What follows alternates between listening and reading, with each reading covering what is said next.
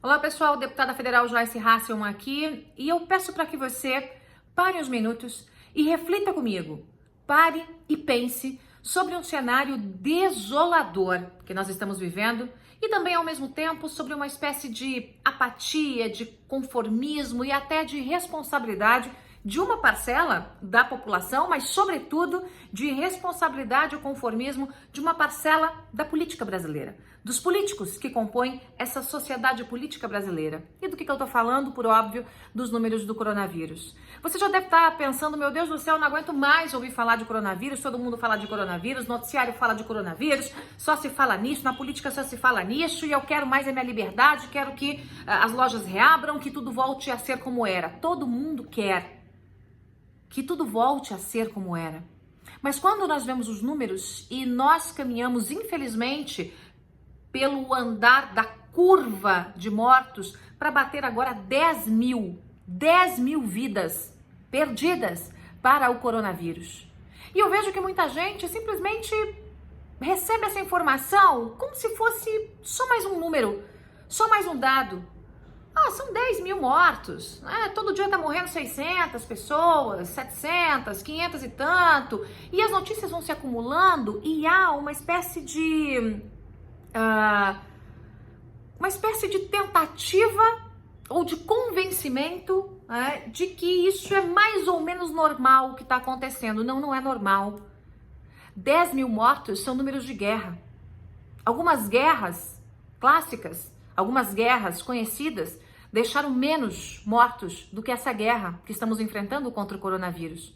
São 10 mil pessoas, não são 10 mil pedaços de alguma coisa, 10 mil pontinhos, não são 10 mil unidades que formam uma estatística, são 10 mil pessoas que tinham famílias, filhos, mãe, pai, marido, família, esposa. Pessoas que tinham amigos, pessoas que amavam e eram amadas, pessoas que tinham uma história e tiveram a sua história interrompida pelo coronavírus. E aí, quando eu vejo essa apatia ou mesmo esse conformismo, e em alguns casos, né, no caso dos políticos, a irresponsabilidade, nós precisamos parar, respirar e pensar um pouco. O que significa para a população brasileira esse número? O que significa para o mundo os números do coronavírus? Veja, quando eu vi um jornalista falando durante essa semana, e me chamou muita atenção o comparativo que ele fez com Brumadinho.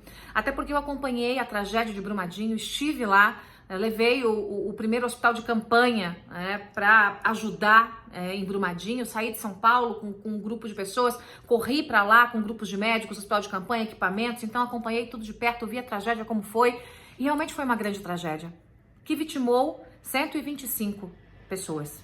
125 pessoas morreram na tragédia de Brumadinho. É muita gente. Realmente, como eu mesma disse, uma tragédia.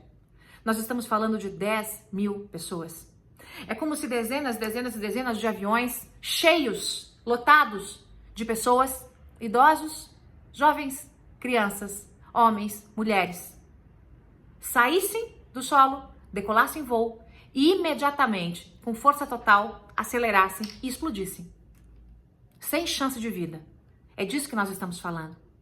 Para se ter uma ideia, 11 de setembro, e esse jornalista fez também esse comparativo, o 11 de setembro vitimou 3 mil pessoas. Uma tragédia mundial. Atentados, terroristas. Meu Deus do céu, quanta gente morta.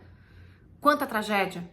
É como se nós tivéssemos mais que 3 vezes o número de mortos. É como não é mais que 3 vezes o número de mortos dos atentados do 11 de setembro.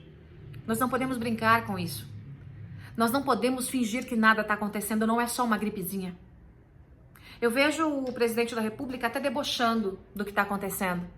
Começou lá com é só uma gripezinha, eu sou atleta, eu não pego, continua escondendo os exames, as 7 chaves, os exames que basicamente, se não forem fraudados, vão mostrar que ele mentiu até agora. Isso é o óbvio ululante. O óbvio ululante é que o presidente mentiu e ponto. Não tivesse o presidente mentido, não estava escondendo o exame e entrando de forma recorrente na justiça para tentar protelar a entrega desse exame. É simples assim. Por quê? Por que dar esse mau exemplo? Por que debochar das vidas que estão indo embora? Por que debochar das famílias que choram seus mortos? Em alguns lugares, não há mais espaço para enterrar pessoas. E eu vejo gente batendo bumbo e querendo politizar essa situação ou encontrar alguma razão nos discursos de um presidente que perdeu totalmente a sua razão. Jair Bolsonaro perdeu completamente a sua razão. É um louco desvairado que está comandando a presidência da República. E eu posso dizer isso em alto e bom som, porque estive perto dele, vi o que ele fez e é capaz de fazer e me afastei dele justamente por saber, por entender, durante os primeiros meses de governo, quem é de fato esse homem. Sou uma representante da direita racional, da direita que pensa, e uma das primeiras a embarcar neste barco que conduziu Jair Bolsonaro à presidência da República, quando ninguém acreditava nele, quando ele era só motivo de chacota. Eu imaginei que ele pudesse nos ajudar a mudar o Brasil. Na verdade, o que ele quer mudar é só a situação da sua própria família, tornando um governo puxadinho familiar, uma entidade familiar, e não um governo que atende ao povo brasileiro. Pessoas estão morrendo. Não podemos ser irresponsáveis. Onde está o luto, presidente? Onde está o luto nacional pelos quase 10 mil mortos? Onde está? Enquanto os números crescem, enquanto os corpos são empilhados, o que nós vemos? O presidente marcando um churrasco para o fim de semana. Para comemorar o quê, presidente? Para comemorar o quê, presidente? Onde está o mínimo de humanidade que deve haver num líder? Onde está o mínimo de humanidade que deve haver num presidente da República? Onde está a compaixão pelas famílias que perderam seus entes queridos? São 10 mil famílias, presidente. 10 mil famílias que viram que não é só uma gripezinha. Que não é só uma gripezinha. São 10 mil famílias que viram seus entes queridos ir embora, sem chance de volta. Não dá para corrigir. Não tem como corrigir. Não tem como voltar atrás. Não tem como ressuscitar essas pessoas, elas se foram. E o presidente marca um churrasco para comemorar no fim de semana. Pare e pense. Pare e pense o momento que nós estamos vivendo. Um momento de guerra absoluta. E os números, que são terríveis, tendem a piorar. A doença tende a chegar no interior, onde a situação é mais complexa, onde os recursos de saúde são mais escassos. Enquanto isso, a Câmara tem feito o seu dever de casa, aprovado uma série de projetos, alguns ficam parados na gaveta do presidente da República por até um mês. Um mês. 2, 3 semanas para sancionar projetos de socorro à população brasileira. Será mesmo que há o que comemorar? Será mesmo que esse sentimento, que é um sentimento de conformismo e de apatia, é o sentimento que deve nortear a população brasileira nesse momento? Não se conforme, não seja apático, não seja irresponsável, não siga os passos de alguém que está completamente transtornado e com a caneta mais poderosa do país na mão. Raciocine, pare, pense, sinta, faça as contas. Veja o que está acontecendo com o nosso país. Nós só vamos conseguir passar por essa guerra juntos. Juntos.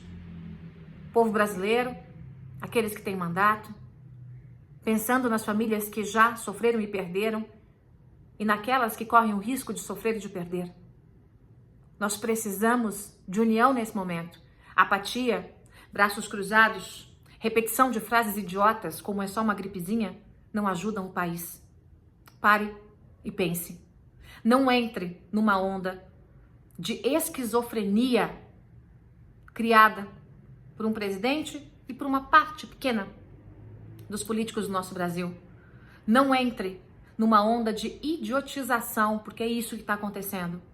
O presidente, lamentavelmente, e de maneira, às vezes penso que até intencional, mostra-se cada vez mais idiotizado perante uma situação que é grave, uma situação que tem matado mais que números de guerra. Nós enfrentamos uma guerra. Não cruze os seus braços. Lute pela sua vida. Lute pela vida daqueles que você ama. Entenda o que está acontecendo. Reflita. O cenário é desolador, mas juntos nós conseguiremos atravessar esse cenário. E nós conseguiremos, quem sabe, no futuro bem próximo, olhar para trás e ver que juntos conseguimos diminuir os impactos dessa guerra. É isso aí, pessoal.